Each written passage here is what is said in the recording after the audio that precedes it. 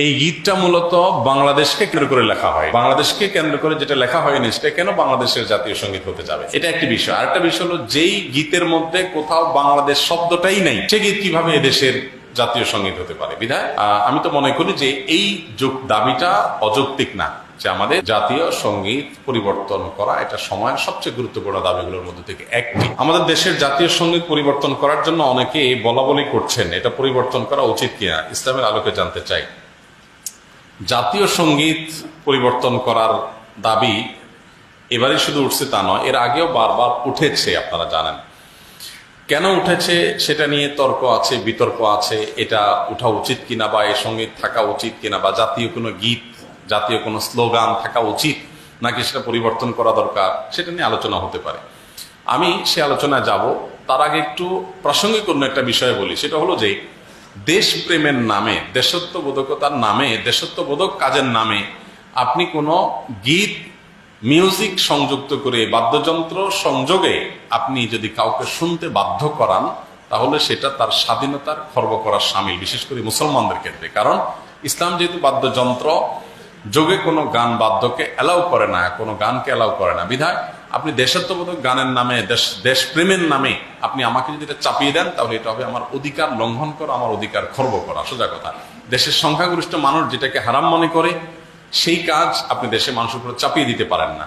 হ্যাঁ, দেশের একটা স্লোগান থাকলো, একটা গীত থাকলো, সেটার কথা মানার ভিতরে যদি আপত্তিকর কোনো কিছু না থাকে, সেটা ভিন্ন বিষয়, অবশ্যই সেটা গ্রহণযোগ্য হতে পারে।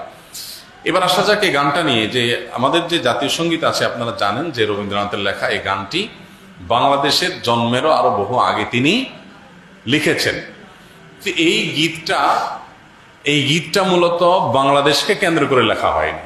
বাংলাদেশকে কেন্দ্র করে যেটা লেখা হয়নি সেটা কেন বাংলাদেশের জাতীয় সঙ্গীত হতে যাবে, এটা একটি বিষয়। আরেকটা বিষয় হলো, যেই গীতের মধ্যে কোথাও বাংলাদেশ শব্দটাই নেই, সে গীত কিভাবে এদেশের জাতীয় সঙ্গীত হতে পারে? বিধায় আমি তো মনে করি যে এই দাবিটা অযৌক্তিক না, যে আমাদের জাতীয় সঙ্গীত পরিবর্তন করা এটা সময়ের সবচেয়ে গুরুত্বপূর্ণ দাবিগুলোর মধ্যে থেকে একটি।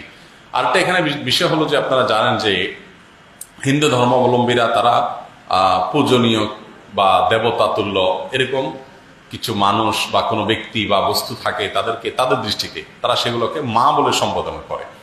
ইসলাম আমাদেরকে এরকম কোনো ধারণা দেয় না।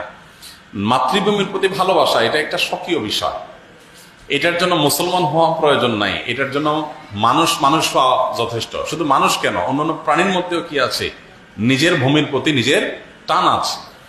একটা কুকুর, একটা বিড়াল, একটা প্রাণীও দেখবেন যে সে যে ভূমিতে থাকে, বসবাস করে, বা যে ভূমিতে তার জন্ম বেড়ে ওঠে, সেটার প্রতি তার সহজাত একটা টান আছে। সেখানে মানুষের মধ্যে তো অবশ্যই আছে।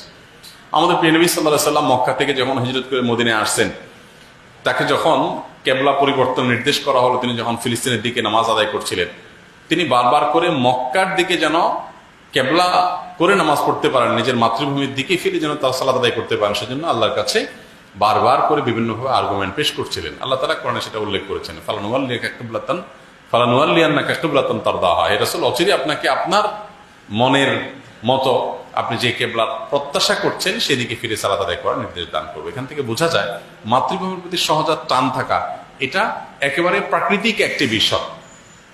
বিধায় এটার জন্য কোনো জাল হাদিস বানানোর কোনো প্রয়োজন নাই, যে হব্বুল ওয়াতন মিনাল ঈমান, দেশপ্রেমের অঙ্গ, এরকম কোন হাদিস নবী সাল্লাল্লাহু আলাইহি ওয়াসাল্লাম বলেন নাই। নবী সাল্লাল্লাহু আলাইহি ওয়াসাল্লাম নিজেই নিজের মাতৃভূমিতে তার ভালোবাসা ছিল। সো একজন মানুষ হিসেবে আমাদের মধ্যে সেটা থাকবে, দায়িত্বশীলতা থাকবে, সেটাই স্বাভাবিক। আলাদা করে জাল হাদিস বানানোর প্রয়োজন না। যাই হোক, তো মাতৃভূমির প্রতি টান এক জিনিস, আর সেটাকে পূজা করা আরেক জিনিস। ইসলাম আমাকে এটাকে পূজনীয় করতে বলে নাই।